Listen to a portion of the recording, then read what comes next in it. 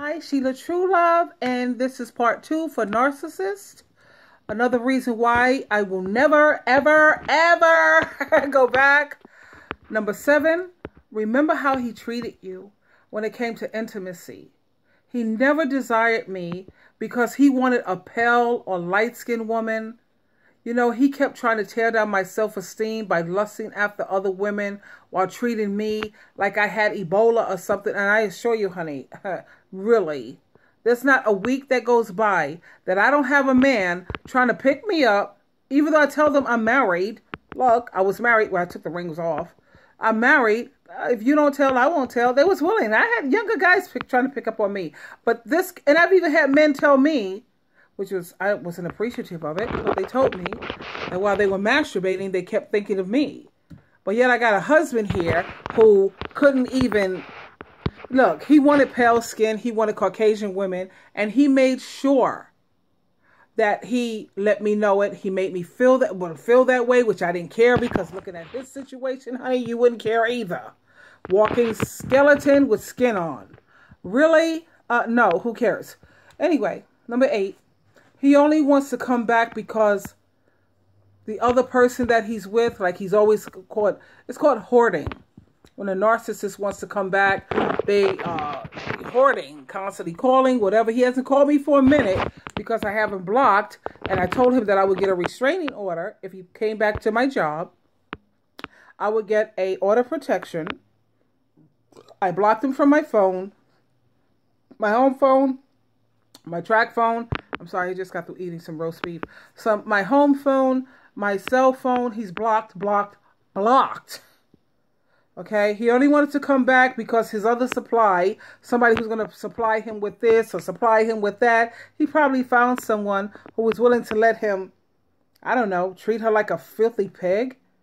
You think about all the things he did with these women sexually. How many of those women do you honestly think he would marry or that he has respect for? None, okay? I got freak up in me, honey, but never piggish. So, that's the only reason why he wants to contact me, but he can't get me because I had him blocked on everything. He can't get me. He can't. 9, he doesn't like or love the real me. He used to mirror me. He pretend like he wanted a Christian lifestyle. He pretend that he wanted a godly marriage. You know, that's one thing that narcissists are really good at, mirroring you. They pretend that they like what you like. It's called the trap, the setting you up. But little did he know, all the other females that you dealt with, honey, those were people on Satan's team. Now you're dealing with a female on God's team. Big mistake, dude. Huge. 10, he has the mind of, yeah, he did have the mind of a 5-year-old and a 14-year-old. And when I say that because he had the mind of a 5-year-old when it comes to, he can't have everything, and I mean everything, his way. Temper tantrum, World War III, a 14-year-old because he was rebellious. You know how teenagers are when they're like 14, they want to rebel. You tell them or try to work with them on the right way to go about things. Nah, they want to rebel. The very thing you said, this is the way it should maybe be considered. Nah, they ain't trying to hear it. Rebellion. 14, child. I can't do that. I'm a mature woman, honey. Are you serious? And then he was kind of an embarrassment to my family. You know, every time he used to open his mouth to talk, to speak, we used to get knots in our stomach. I mean, I'm not the only one, because he talks sometimes like something's wrong with him. And I know these she-devils out here, honey, he's talking about what's a simp. That's all they see him as, is a simp.